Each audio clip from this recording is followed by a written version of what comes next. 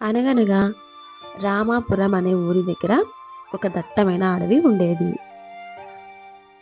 రామాపురం ఊరిలో గోపన్న అనే వ్యక్తి ఉండేవారు. గోపన్నకు ఒక మేకల మంద ఉండేది. గోపన్న మేకల ఆహారం కోసం పక్కనే ఉన్న అడవిలోకి ఆ మేకల మందను తీసుకొని వెళ్తూ ఉంటాడు. ఆ అడవిలో మేకలు మేత మేస్తూ ఎంచక్కా హాయిగా అడవంతా తిరుగుతూ ఉండేవి. ఇలా సంతోషంగా మేత మేస్తున్న ఆ మేకల మందలో ఒక మేకకు చిన్ని మేకపిల్ల పుడుతుంది. ఆ చిన్న మేకపిల్లను చూసి తల్లి మేక చాలా సంతోషిస్తుంది. ఆ పుట్టిన చిన్న మేకపిల్ల అప్పుడప్పుడు ఆ మందలో నుంచి ఒంటరిగా అడవిలోకి పరిగెడుతూ ఉండేది.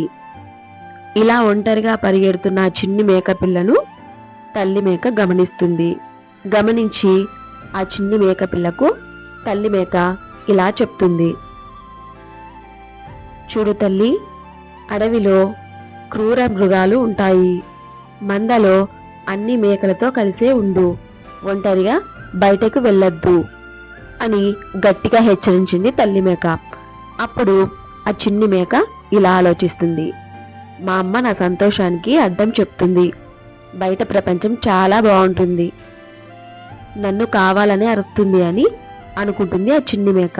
తల్లి మేక నది ఒడ్డున కూర్చొని ఆహారం నెమరు వేస్తూ ఉండగా చిన్న పిల్ల మేక అక్కడి నుంచి పారిపోతుంది. తల్లి మేక ఈ విషయం గమనించుకోలేదు. అడవిలో ఎన్నో రోజుల నుంచి ఉపాసం ఉన్న పులి ఆహారం కోసం అడవి మొత్తం వెతుకుతూ ఉంటుంది. ఇక ఈ చిన్ని మేకపిల్ల తల్లి మేక నుంచి పారిపోయి చాలా సంతోషంగా ఆ అడవిలో ఆడుకుంటూ ఉంటుంది. పులి ఆహారం వెతుక్కుంటూ అటువైపే వస్తుంది. ఆడుకుంటూ ఉన్న చిన్ని మేకపిల్లను చూసి దానివైపు వేగంగా పరిగెడుతుంది.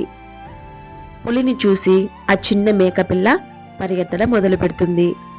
ఆ చిన్ని మేకపిల్ల ఎంత పరిగెత్తినా కూడా ఆ పులి బారి నుంచి తప్పించుకోలేకపోతుంది. పులి ఆ మేకపిల్లను చంపి తినేస్తుంది. మేకపిల్ల చనిపోయిన విషయం తల్లి మేకకు తెలుస్తుంది.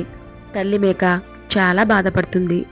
పెద్దవాళ్ళు ఏం చెప్పినా అది పిల్లల మంచి కోసమే, వాళ్ళ సంతోషాన్ని అడ్డుకోవాలని మాత్రం కాదు.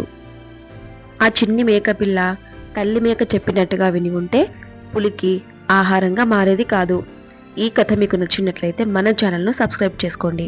ఇలాంటి మంచి కథలు మనమందరం కలిసి మరెన్నో తెలుసుకుందాం. Thank you for the watching.